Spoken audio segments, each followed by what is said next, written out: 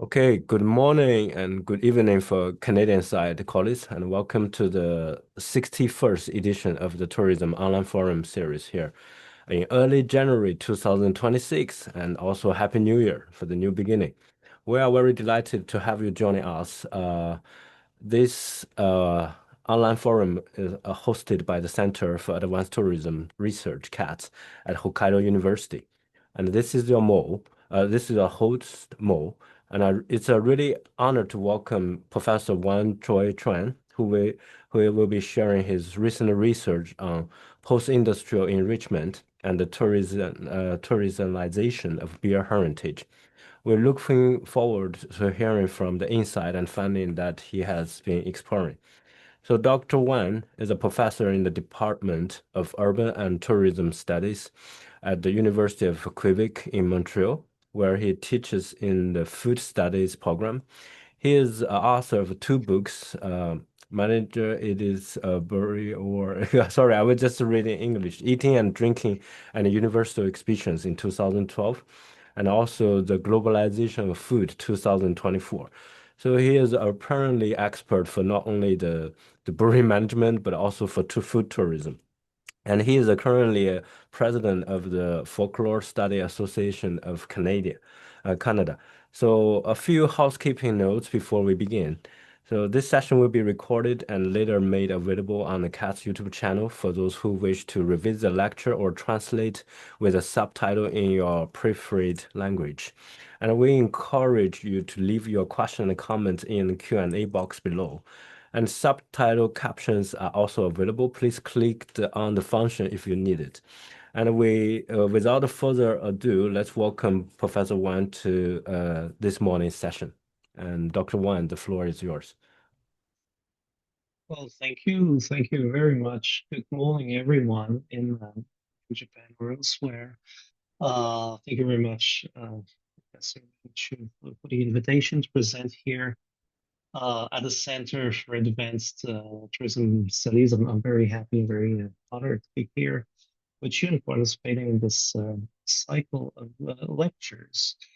So, um, in this talk, uh, as it was announced, I'm going to be talking about beer tourism, and I will focus on three specific cases of beer tourism and beer touristification. The Heineken Experience in Amsterdam, the Guinness Storehouse in Dublin, and the more or less recent emergence of lambic tourism in Belgium, in the Seine Valley, Cayetano region in Belgium. Three very different cases, three different contexts. And in this talk, I will specifically focus on two aspects. Um, Related to these three cases. The first one is what the French sociologists Luc Boltanski and Arnaud Esquerre call enrichment, which is in the title of my talk. Enrichment meaning the process of increasing the value of objects, goods, assets, not just by transforming them materially, but by transforming the narratives, the classifications, the symbolic framings which are attached to them. So enrichment of commodities, in this case beer. And this points to the cultural transformations of capitalism in the context of post-industrialized countries, where new forms of commodification are emerging that extract value from uh, qualities, from qualitative difference, the uniqueness of products that are put forward rather than on the standardization of mass-produced commodities, which was characteristic of industrial capitalism. So this is the one general aspect that I want to explore in these three cases. And the more specific aspect that I'm interested in is how the narratives of enrichment, how the practices and devices of cultural mediation in which they are embodied situate those products in time and space in order to insist on their own singularity and uh, in a certain way they produce time and space. So the temporal and spatial dimension of these narratives of singularization and enrichment. So in other words, the touristification of breweries that I would talk about here entails the uses of time and space for the production of narratives, and it's interesting to explore how these may compare to one another. So this is not going to be like a deep dive into exhibition design and who designed what and the economics of cultural heritage and the tourism industry, but I would rather say more general reflections on three cases that I was interested in and how they materialize different forms of cultural mediation for beer tourism.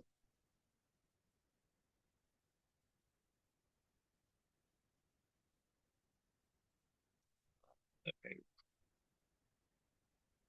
I want to, okay. Yeah, sorry, can you go to the full screen mode so it's easier? Yes. Yeah, I'm gonna.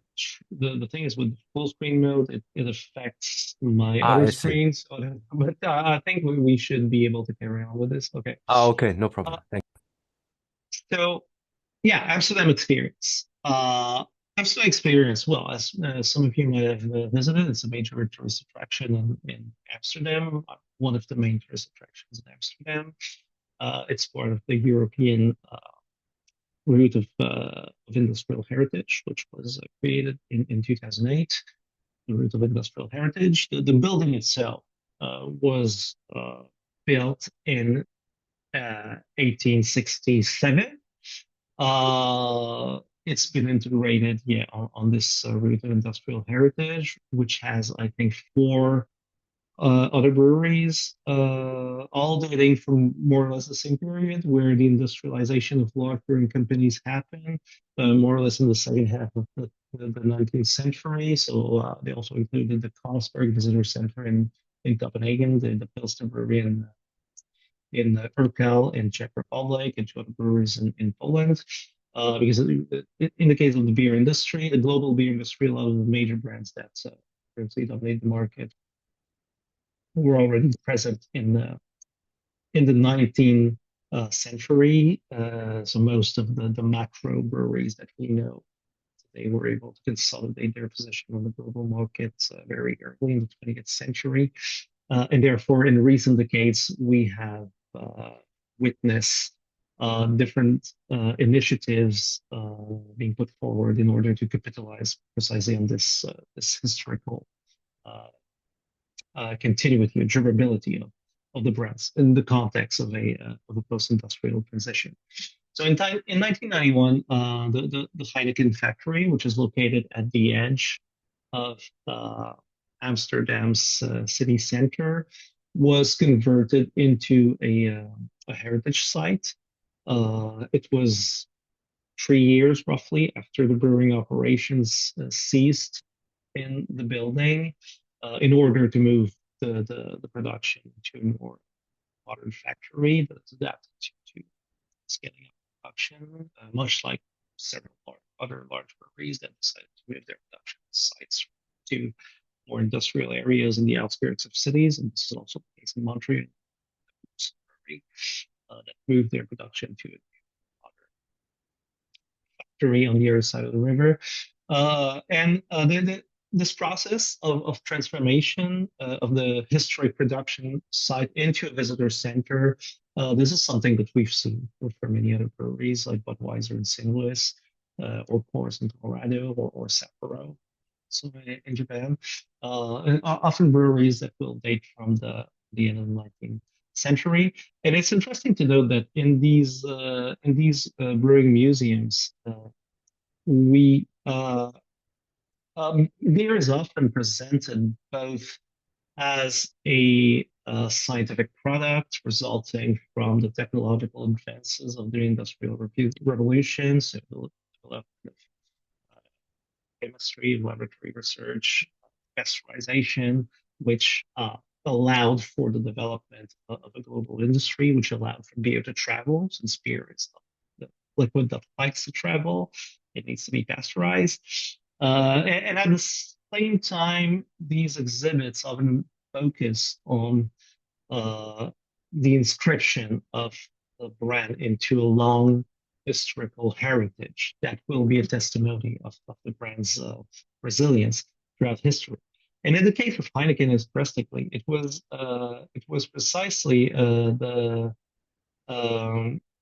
the geographical expansion of its distribution that was showcased in the exhibition narrative. So we had exhibitions of the old distribution techniques, which were shown here with the presentation of the stables, the horses, something that can also actually be found in St. Louis at the Anheuser-Busch Brewery. Uh, also, the whole narrative of uh, Heineken as a brand that was able to internationalize was promoted by presentation of events, family figures within the company, more specifically Olivier Heineken, who was the son of the founder, Gerard Heineken. Olivier had a doctorate in chemistry, who took over the reins of the company in 1917 and who further contributed through his own scientific knowledge to uh, the development of a standardization, a chemical stabilization of the product that will allow for its international expansion. So here, as would in many cases in the Heineken exhibit, we can see that we have a narrative of historical singularization of the brand that is being constructed. But interestingly, and we could also say that, I think, to a certain extent about Coca-Cola, somewhat paradoxically, it is the process of industrial standardization that would amount to uh, constructing an uprooted identity to the brand that uh, becomes the basis of its own unicity. I don't know if I'm making myself clear, but in a way, in the case of Heineken, the enrichment of the brand relies not as much on its anchoring in a specific territory, but in the promotion of its international outreach, which I found interesting in this case, in this very specific case of enrichment, but not enrichment through the specificity of the local territory or a specific cultural heritage, but its own industrial heritage that uh, allowed for its global outreach. This is further illustrated by the exhibition of Henri Heineken role in reviving the company after the First World War. In that specific time, the crisis after the First World War, which affected the brewing industry very heavily for all sorts of reasons. And this revival relied on the development of an international distribution network that was built at the initiative of Olivier Heineken, who also could speak several languages, which also helped very much in developing an international network of distributors for Heineken. So the exhibition features all sorts of animations, staged here in what looks like the hold of a ship, in which we have an illustration showing the intercontinental expansion of the market of Heineken. We also have images illustrating how Heineken was able to develop its own production in other parts of the world, such as here in the Jewish colonies, in the Dutch Jewish in the Dutch the Dutch colonies in 1939. Uh, the and also in some cases the brand's globalization as exemplified by its participation in all sorts of international events, its international recognition in competitions, for example, the 1889 Universal Exhibition, where the brewery won a gold medal, which was also displayed, and the medal is still featured today on the bottle's label, and finally to the present day, where the brand's presence is also showcased as a partner of major international sporting events, such as the Formula One Grand Prix in the 1970s or today the Champions League. Uh, so we really have a very curious phenomenon here, whereby the brand's global presence is rooted in history, but completely unrooted spatially. And it is this particularity that is highlighted as a key component of the product's uniqueness. It is the brand's internationalization as a that is promoted precisely as its heritage, and in a way, the whole discourse becomes disentangled from the materiality or the ingredients that make uh, beer what it is. Even though, of course, some parts of the exhibit will touch on the materiality of beer and its taste and so on and so forth. But all that seems to be relegated to the background compared to, say, the host or the assemblage of multimedia devices that are being used in order to highlight the globality. And the last point that I would want to address about Heineken, about this exhibit, is also the individualization of the experience, something we see in across all sorts of sectors in cultural mediation or tourism, something that Fine and Gilmore describe in their book, The Economy of Experience, and precisely they use the example of Heineken Experience to illustrate the neologism that they have invented. They call it Injing, Injing, which refers to the fact that goods should not be thought of simply as products, as material products, but also as dynamic processes, which would give them additional value. So the ing of the action, in the sense of a continuous present tense in English, so the product is always doing something. It's not just it doesn't just have a specific set of qualities as a commodity. It's always active, doing something or doing something not itself, but through his communication device, his communication devices. Uh, Although, well, Bud and Gilmore are not talking about the current Heineken Experience uh, exhibition, but still, I think it's interesting that this focus precisely on the subjective experience of the brand. So we have experience spaces that are not designed as museum spaces, but more as themed entertainment spaces. And this is why also precisely uh, the venue itself is named Heineken Experience and not Heineken Museum. That was actually the slogan that was used on their website a few years ago. It's not Heineken Museum, it's Heineken Experience, to the point that there was a Dutch researcher, Marie-Claire Guy, who wrote a master thesis on Heineken Experience and referred to it as a post-museum, right? Uh, a post-museum, the idea that so you don't go there to see things, you go there to experience things and to do things and to interact. Uh, this new space was opened in 2008. It was designed by Bob Rogers, who is an internationally renowned designer who's worked on different world expos, who's worked in the Business World, and does strategic design, always oriented towards the creation of immersive, multi-sensorial environments. And the objective is really to put the visitor's senses back at the heart of the visitor experience.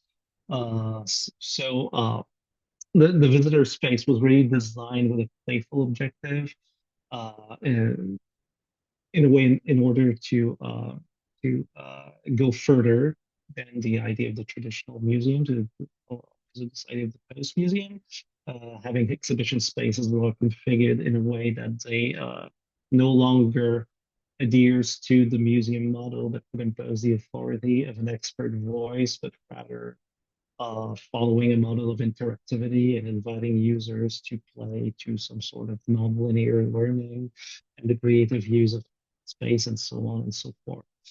Uh, and once again, this reflects very well this idea that the brand is both global and also very individual. And there's this idea that visitors have to experience itself, experience the brands with in a very unique way. So to recapitulate, we kind of have a process of commodity enrichment that relies upon the historical continuity of the brand, on its global outreach, and on the individualization of the consumer experience.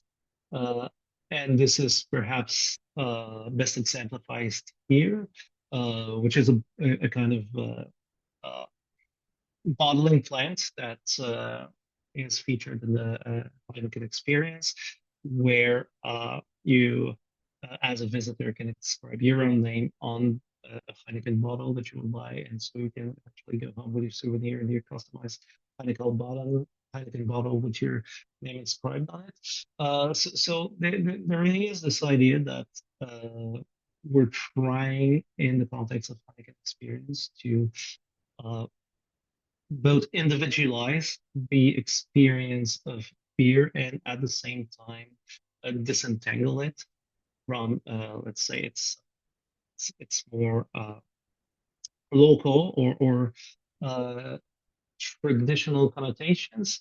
And it is in this way that the brand is really trying to enrich its uh, commodity, which I feel is something that's very, very specific to Heineken, the way that they produce their narrative.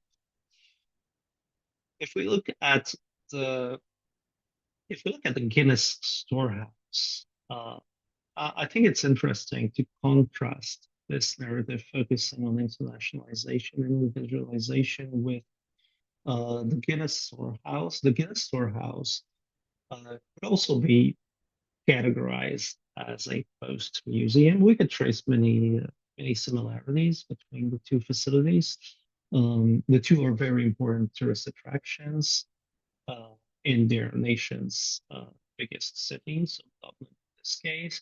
They both provide tangible and intangible economic value.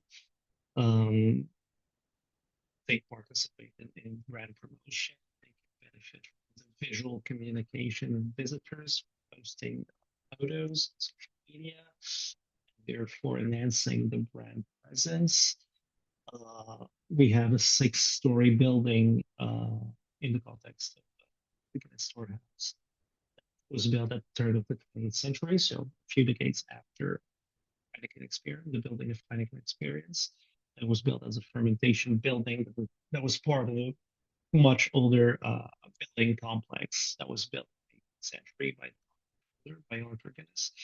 Uh, and it was converted as a visitor center at the turn of the 21st century. So roughly a decade for a Heineken Experience, but we can see that it's more or less the same, it's a historical process of turning an industrial product into uh, the site of production of an industrial product into a tourist uh, attraction.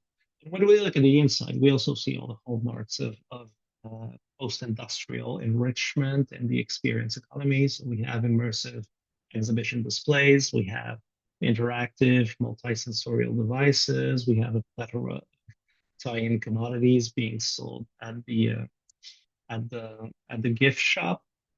So here again, we have a brand that is in many ways disentangled from the product itself and its materiality. A brand that is experienced as a process, that is distributed in a variety of devices and artifacts besides the product itself. But on the other hand, it's also interesting to examine how the narratives of singularization, of enrichment, of heritage building at the Guinness Storehouse focus a lot more on the product itself, on production, on territorial anchorage, on ingredients, as opposed to distribution, globality, individualization in the context.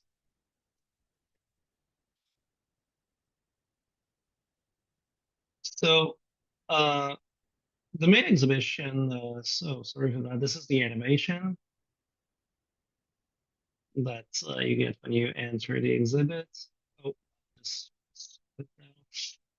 uh, the main exhibition is divided into three parts. So on the ground floor, this is the animated screen that you can see the entrance. It starts with an exhibition devoted to the ingredients of beer, the four ingredients of beer. And after that, in the following parts, the exhibits focus on the brewing process, the different stages of the brewing process, like cashing, fermentation, with the historical equipment, uh, and so on and so forth. So we have the first part of the exhibit that is structured as a journey through the four traditional canonical ingredients of beer, that is water, hops, yeast, and malt. And after that, an exhibition on production. So as you can see, there's already a focus that is much more different here, and it's interesting because it shows a bit how beer can be appropriated and how it can be valued and integrated in narratives in all sorts of different ways. Uh, so barley, water, yeast, and malt. No, I forgot hops. Malt and barley would be the same. Barley, hops, yeast, and malt. Uh, so first of all, barley. Already it's interesting to see how the oceanic environment of Ireland, their insular situation and the specific weather that comes with it are put forward so as to insist on the natural qualities of the ingredients. We're getting fertile soils in the oceanic climate that are barley that's strong enough to endure the wild and unpredictable Irish weather. So we really have here a focus on locality, on the specific geography, geology, or weather of where the ingredient comes from.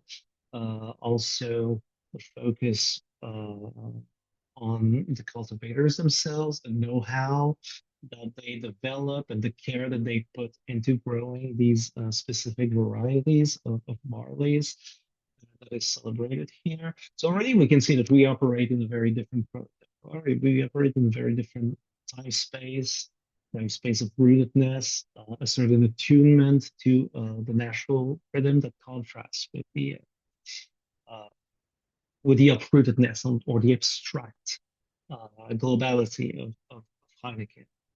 The same can be said about water.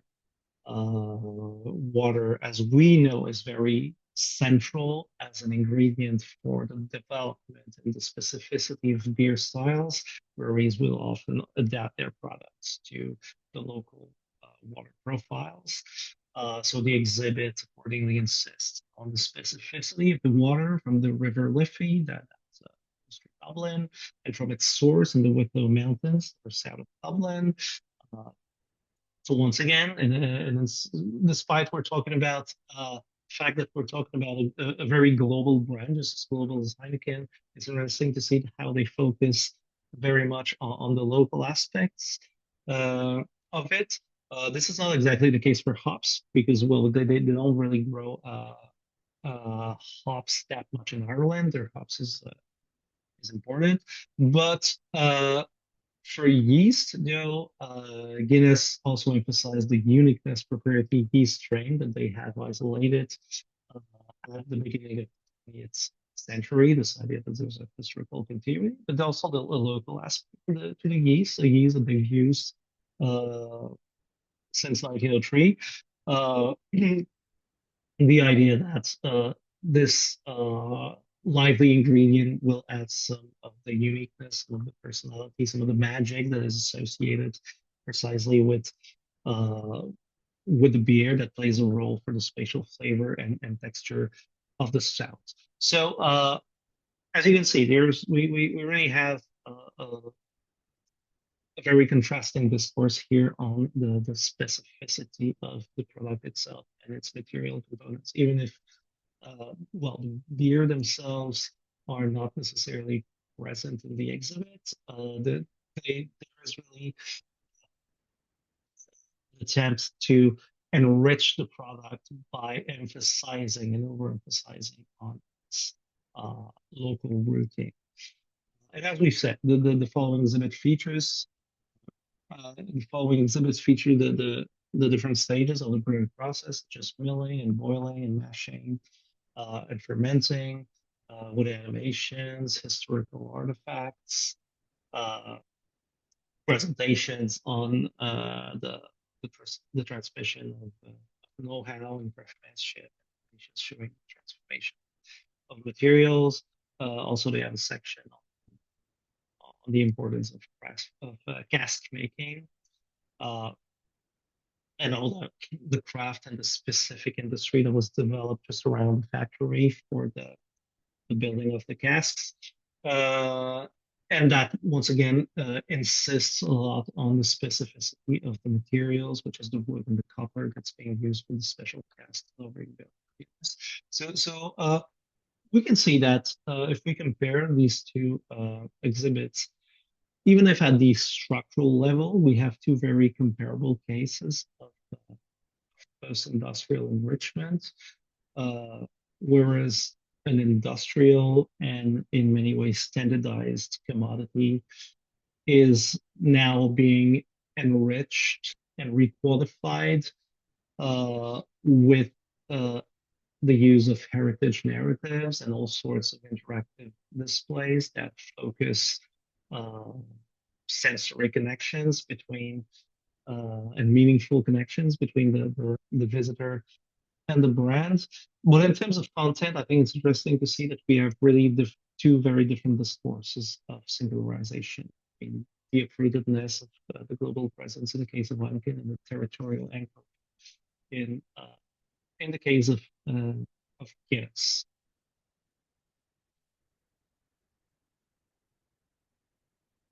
I'm going to move on now to a very different context, but that could also be inscribed within this whole process of the economy of enrichment, which is the emergence of lambic tourism in Belgium. So I've recently been interested in this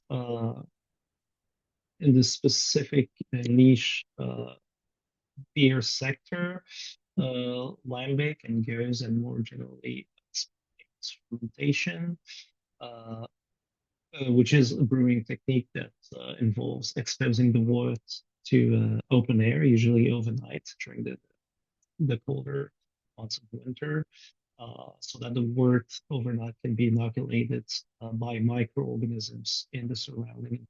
So the yeast bacteria that are inoculated from the air and not from the action. Uh, which leads to a product that is then fermented in barrels for several years, also allowing for the action of microorganisms within the barrels. Um, and this, as you can imagine, entails, first of all, a very unpredictable process of production, uh, but also it amounts to very specific, very singular, unique products that will be very different from one batch to another, depending on the infinity of factors and variety of factors that we related to the process of fermentation. So this is interesting precisely because, well, we're talking about lambic, which is the beer fermented in the barrels, and then the goose is the blend of the different lambics of different ages that allows for a more balanced and complex flavor before being rebottled for a second fermentation that will produce carbonation. But this is interesting precisely because, well, I would say for three different reasons. Uh, First, from an anthropological perspective, it's interesting because it echoes a renewed popularity uh, or the emergence of new sensibilities regarding our relationship to the natural world. and to microorganisms, in the sense that microbes are now perceived as allies or partners or entities that should be left to their own devices instead of being tamed and isolated genetically in order to ensure predictability in the production outputs. This is what the anthropologist Heather Paxson calls the post-Pastorianism of today, in the sense that the labor of microbes is now framed as a source of value and enrichment, and not necessarily as something that has to be avoided and controlled. Uh, on the other hand, from an economic perspective, it's interesting because those spontaneously fermented beers uh, are uh, they're really interesting because their production is very long and also very inefficient. The behavior of the microorganisms, they entail in a certain way a kind of non-productivist philosophy of production. And this is where it's interesting how tourism and heritage may play a role in the valuing and mediation of the products and the sites of production. But yes, this is really interesting because like you cannot really scale up your production, you cannot accelerate your production because the whole point is precisely to let the microbes do their things at their own rhythm. So this implies, in a way, a non-productivist philosophy of the economy, and it's interesting to see how these activities can stay sustainable nowadays. And thirdly, from a more geographical perspective, it becomes interesting to examine how space, locality, tradition are precisely represented and performed in the touristification of lambic and gears. So this is something, the production of lambic and gears, that is primarily associated with the valley of the Seine, the river Seine, around Brussels, and the Bayeux-Tenon region in Belgium, which is the green, sort of green Flemish belt, is surrounding Brussels in the west and the south of the city. Uh, and there has been recently a development of tourism based uh, on visits pertaining to the production or the distribution of lambic. Lambic tourists have existed for quite a while in Belgium, uh, in the sense that beer enthusiasts visiting breweries or specialized cafes or specialized bars have been doing so for many decades. Now, we also have Cantillon Museum, where this image is taken from, that opened in 1978. So this is not a completely new thing, and this is what they call the cool ship, which is where the wort is poured and left overnight for the inoculation. And part of what makes the environment unique is some of the spiders that live in the room with the cobwebs, and who also participate by catching parasites in the equilibrium of the ecosystem. They contribute to the ecosystem in a way. The insects, the spiders that live in this room. So yes, lambic tourists, beer enthusiasts have existed for a while, but lambic tourism, in the sense of an organized strategy to develop a structured offer with routes and guided tours, special events, visitor centers. This is a rather recent phenomenon that is more or less coincidental with the cases of heritageization of beer that we've seen in the 21st century. Uh, so in the case of Lambic, the HORAL, which is the High Council for Artisanal Lambic Beers, uh, it was founded in 1997 uh, with a mission to preserve the heritage and the identity of lambic beers. Uh, at a moment when the beers, the Oudepose and the Oude Kriek, were listed as a guaranteed traditional specialty by the European Union in order to preserve this the traditional method for their preparation. The role of the whole role is thus to set the quality criteria for the certification of these traditional beers. They also organize a special event, the biannual Tour de Beers, which is a big touristic important international event. They also have a role of providing a network for brewers and blenders in order for them to share knowledge and resources and promote the lambic sector, uh, and so and so on.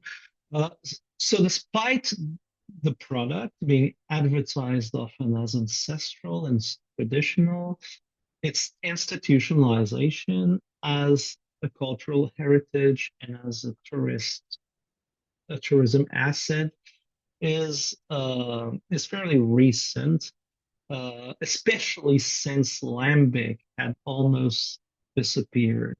The production of lambic had almost disappeared in the last quarter of the 20th century.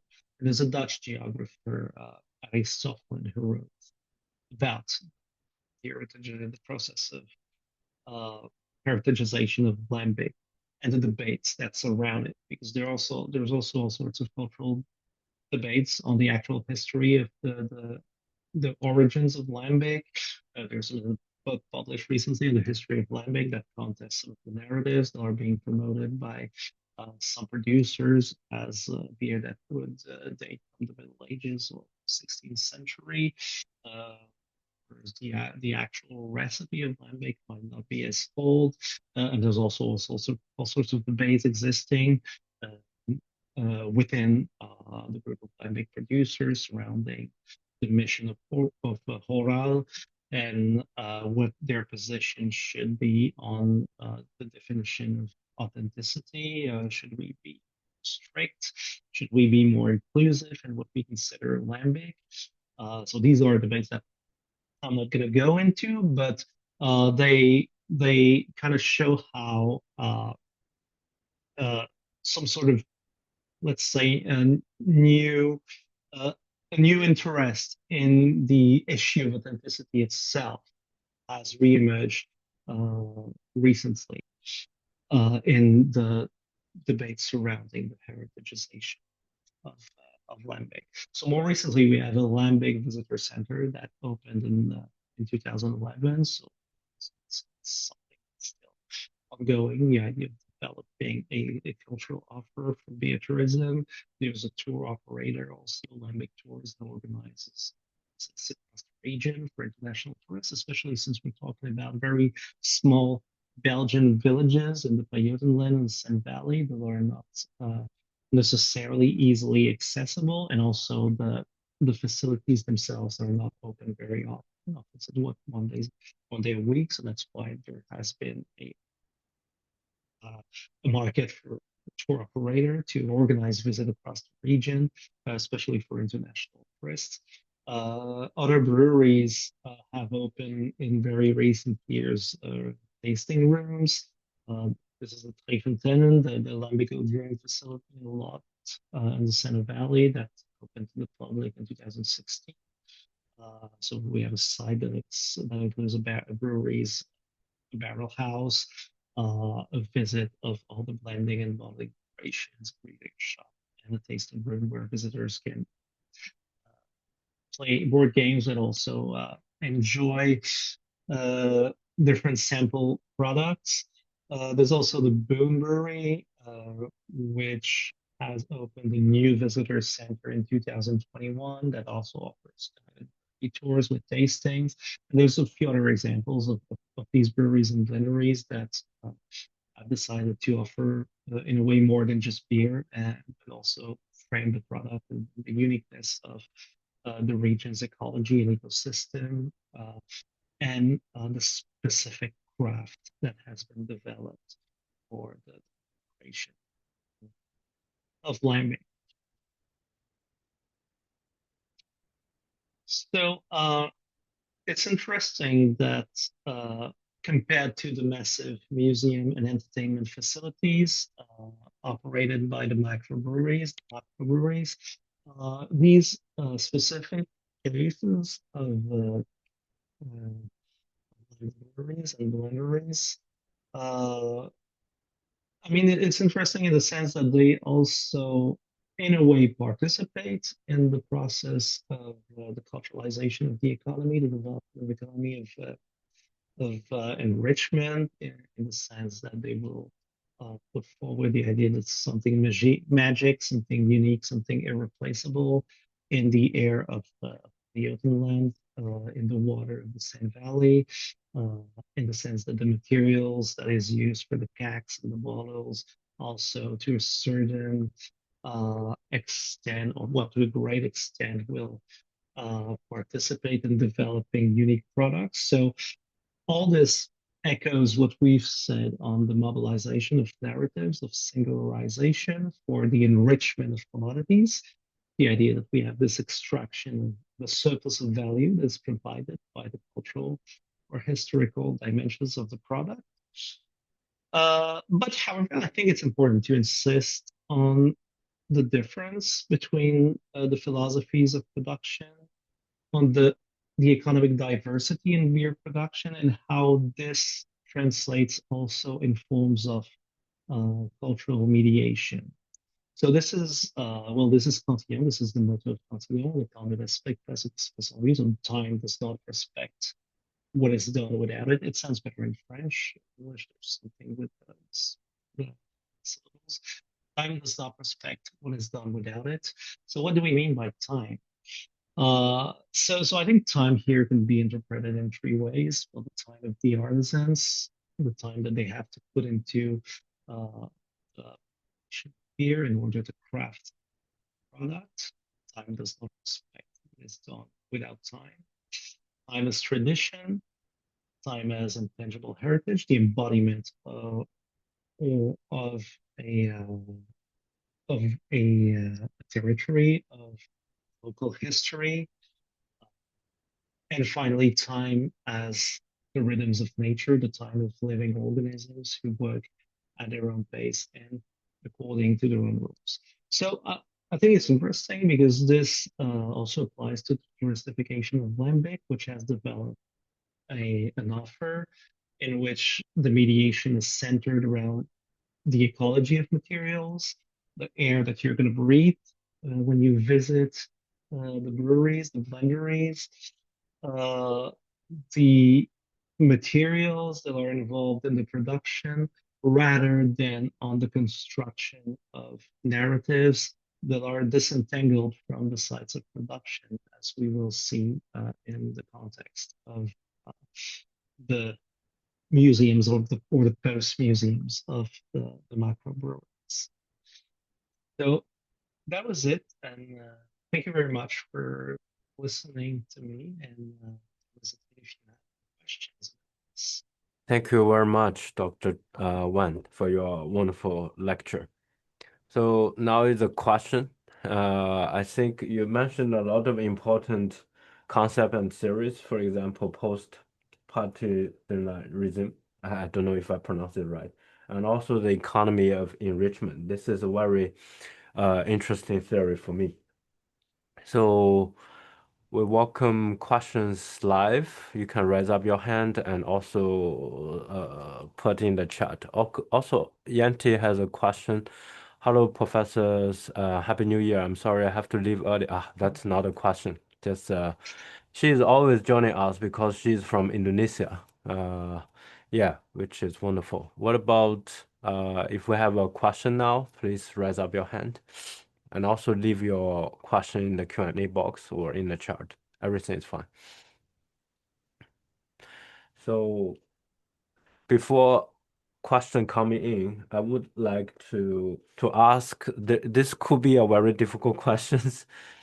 So on one hand, we have a big brand like Heineken, like a Guinness, they're basically available in every supermarket or bar in the world. And also, I consider them as a standardized industry product, right? On Mhm. the other hand, those breweries, big scale breweries, try to sell in their uniqueness and also the very historical heritage, this kind of feeling. Also, this is highly connect with enrichment product. So this could be a debate. One hand is the big scale merchant, another hand is her heritage. So yeah, I feel this gap is definitely worth a lot of angle to research. Probably not only beer breweries, it could be applied to even wider context, right? Because the whole world Mm. is trying to run it in that way. So what's your deeper thought about this? My, I, I would say that what interests me is actually the specificity of beer, because beer is a very special product. It's not like wine. Beer doesn't travel unless you pasteurize it and unless you produce enough to be able to for it to be profitable to sell it overseas or in other countries. And there's also all sorts of regulations. But it's interesting in the case of beer because for this reason there will always be this imbalance between the big producers who can produce a commodity that is materially let's say domesticated and that allows it to travel around the world, whereas for all the microbreweries, because there's a lot of discussions on how like the big breweries are trying to buy microbreweries, but this has a limit to it because it's not profitable to a certain extent to have a microbrewery because beer is not something that, well, it's not really something that ages besides lambic or besides very specific, uh, uh, let's say, products or very specific types of beer. Most of the beers, they don't age and they don't travel. So I think it's interesting to see how these restrictions that are in a way hardwired into the specificity of the product will affect how they will think their on one hand their production, but also their promotion as yes as heritage or as touristified. Right.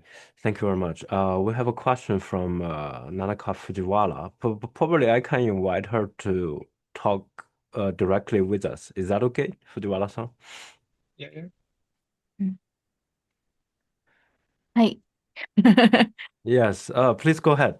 I think you are also. Could you introduce yourself and what you do? I mean. Okay. Hello. I'm Nanaka Fujiwara.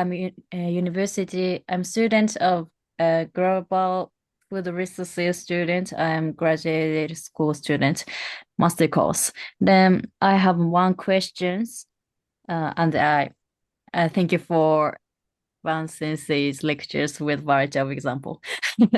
And I actually concerned about recent Sapporo Holdings situations. In Sapporo Holdings sold its real estate development to a foreign company, probably it's American company. Then as a result, property dialect related to the area history, such as the Sapporo Beer Garden, and have excluded, and the commercial facilities built on the former brewery site will now be managed by foreign company. Then I feel from a perspective, I'm concerned about the globalization of the economy actually.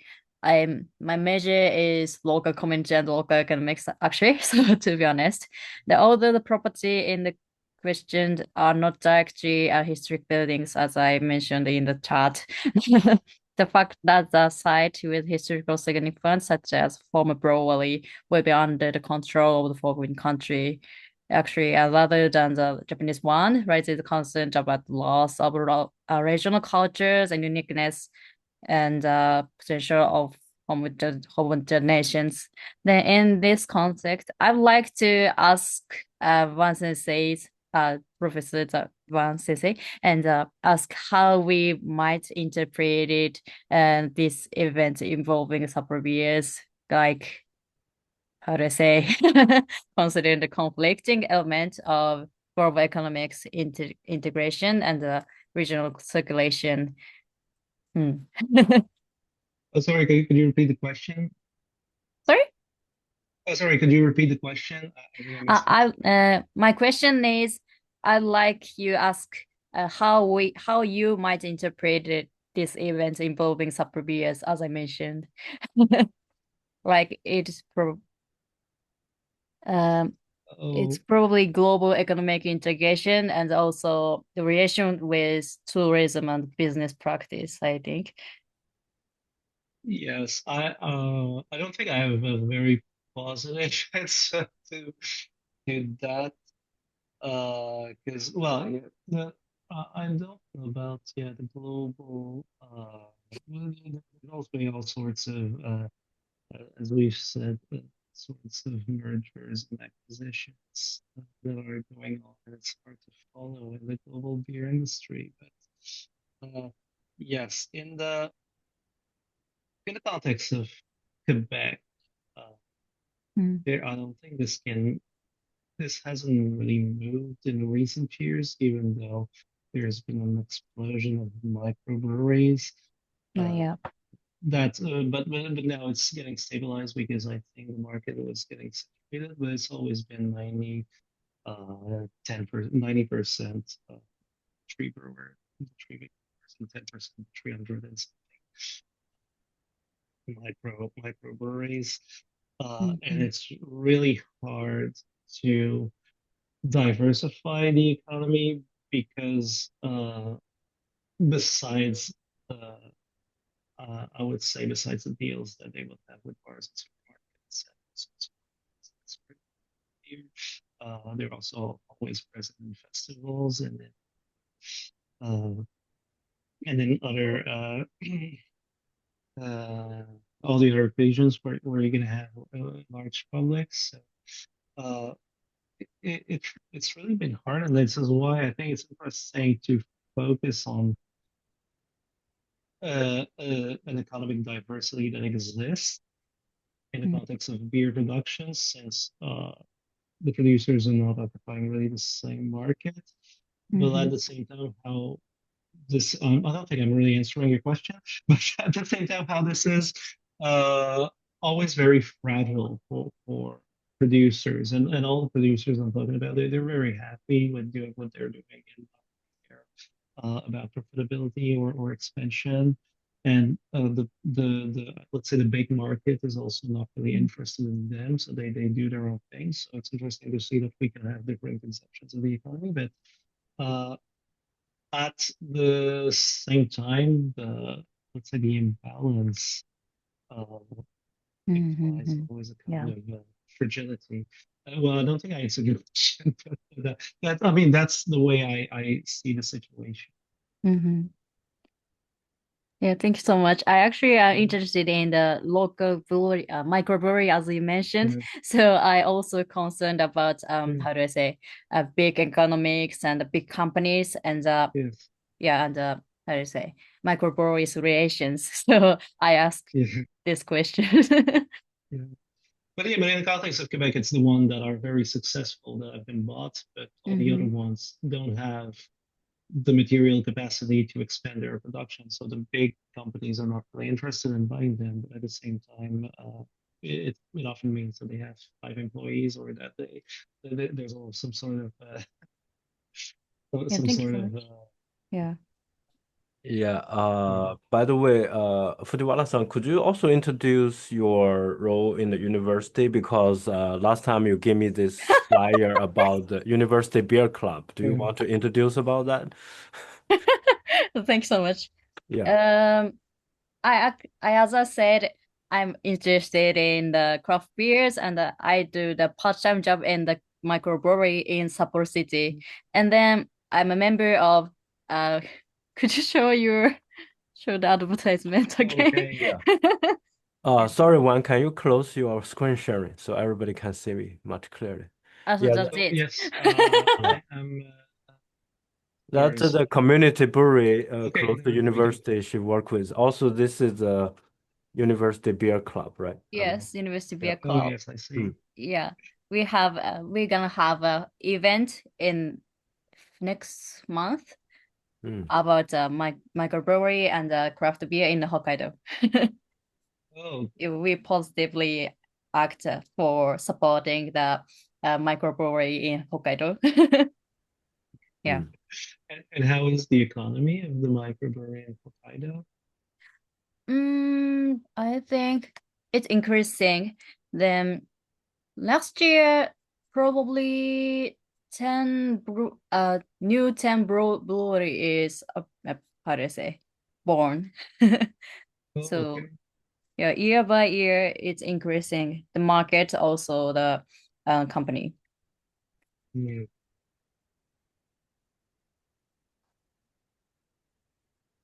Okay, thank you very much. Thank you so much. Yeah, Oh, thank so you. Thank you we for sharing this. have other question coming in. So I will let you back. No, no, sorry. Uh, disable talking. Okay. So next question is by Alina Ivanova. So her question is the was very interesting. I appreciate that they found unique way to promote their product to differentiate from their brands. Uh, but do they include the actual traditional part of the museum, like history of the bottle designs, or what makes the beer different in the Guinness case? Because they are very interesting, but as a visitor, I'll be disappointed if I don't get information in addition to the experience. That's also a good question. Uh, yeah, very good. Yes, from what I remember, yes, in both in Heineken and Guinness, this is something. Well, I mean, this is an easy to find artifact for beer producers. So, as far as I remember, uh, yes, although I'm not 100% sure, but but yes, but I mean the Heineken experience does have Am I, can you hear me? yeah. Yeah, okay. Yes. Thank you, Sensei, for saying my name wrong. Uh, yeah, because I was wondering, I'm a big Guinness fan actually, so I was really interested to Oh, find out that there is this kind of a place. But like if you visit one beer museum, you probably visit like all of them, the traditional ones, but this beer is very unique and like I really enjoyed the different ingredients like areas. But basically, if I don't know about the same process in other beers, that won't tell me what makes that beer unique. So I hope mhm. they manage to explain it well because that's something that won't be like if I'm a Yeah, yeah. local looking for something interesting to do, okay. But if I'm a tourist visiting for one day and want to find out more about the beer, it'd be strange. No, but yeah, absolutely, they do provide, and well, we as with most places like that, they also, you also get tasting samples where they explain to you the whole recipe, well, maybe not in detail, what to expect and what is behind the flavors and so on. But yeah, Guinness does have like in this I don't remember if it's the second floor, but in the second part of the exhibits, plenty of historical artifacts on on the history of the itself. Thank Uh, you very much. And have you been to actually to Sapporo Beer Museum? Have you visited? oh, I haven't been to Japan yet, so Wow. but I would be really interested in visiting. Well, I watched YouTube videos of the Sapporo Museum because I was interested to see what was in there. But no, I've never been in person. Okay, thank you. Next one will be Eto. Eto, do you want to ask live? Yeah, sure. Can you hear me? Yes. All right, perfect. So thank you very much for your wonderful presentation. I think my question is kind of like related to all the previous questions that have been asked in that like it also concerns this kind of local versus like international divide because I find the like internationalization of beer like really interesting that kind of you can well if you're like making a global brand you have it to like in a certain way like also disentangle from the kind of material aspects, I guess, that have to do with it. But like, as in line with the previous question, like if I'm not able to kind of go and experience and see these kind of local aspects that make the beer unique, like why would I visit the beer museum, for example? And like in my own research, I've always kind of assumed that local rootedness, like kind of seeing these local aspects, is like absolutely essential for creating this kind of Mm. credibility and like meaningfulness for the brand and the actual brewery visitation. So that's why I wanted to ask you that do you think that the local embeddedness and international brand building can be something that kind of can it coexist productively, or is there kind of a relationship that's always characterized by some sort of tension? Oh, can it exist productively? Uh, well, yeah, that's a very interesting question, and I think it's interesting precisely to think about it in terms again of the materiality of beer, because yeah, as we can imagine, very few beers are actually completely local. There's not that many places where they grow their own hops and uh, cultivate their own yeast and grow their own barley. Well, the water, you don't really have a choice. The water is like the import water, but so yeah, this restriction that is that I feel is very specific to beer because it's not it doesn't really apply to wine since you have basically two ingredients. With beer, usually it's really hard to be completely local, and if you choose to be completely local, usually you have to cut corners on certain aspects because it restricts you. So um, in a sense, I think it's interesting to see how the local itself is not necessarily completely ideal if you go 100% towards this route. Although you can, there's plenty of producers who choose to do something completely locally. But on the other hand, uh, I think it's interesting to see that it's really hard to maintain if you want to a any kind of global output or any kind of production will allow you to become a global brand. And so in the sense, well, can it be negotiated, the valuation of the local and the development of a kind of a global presence? Uh, well, I don't know if I have the answer, but I think it's interesting to explore precisely what are let's say the material entanglements that you have to negotiate through if you want to stay local, to uh, put forward the local aspects of your product, and at the same time try to reach a global audience. Yeah, I don't really have an answer, but I think it's a very interesting question. Thank you very much. Thank you, Edo. So, do we have other questions? Any quick questions? Yeah, if no other question, we can finish today's session. But before that, I would like to give a little bit more information for Dr. Wang. So Sapporo is also a very alcoholic city. So we have the very famous beer, Sapporo beer here. And also we have a quite famous Japanese whiskey making industry, like the Mhm. Nikka and Suntory. They also have a factory in Yoichi. So they try to learn Scotch whiskey, then try to make a Japanese version. Then later these two companies split up. Nikka is more respect to the Scottish taste, but Suntory is basically aimed for the Asian market. They also Mhm. have a very different distillery in different location. They try to create Mhm. their single malt and pure malt and blended whiskey. So after it's also quite interesting history here.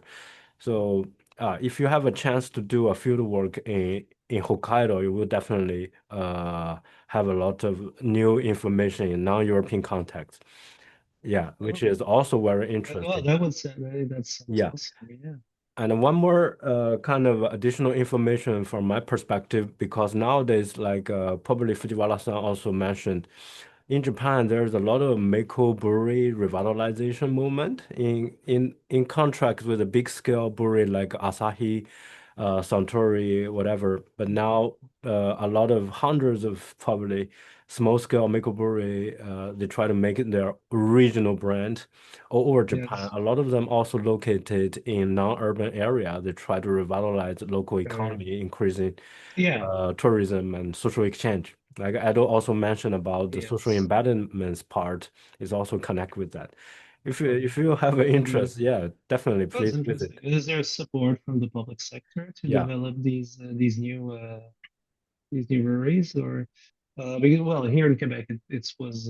it was very much encouraged a few years ago, well, maybe a decade ago or more than that. And that's Yeah. why there was an explosion of new microbreweries. But now the market is starting to get a bit saturated. Okay.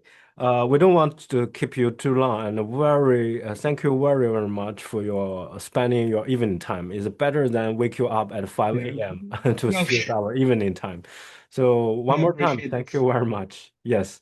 Well, thank you Uh, so much for hosting me. yeah. Okay.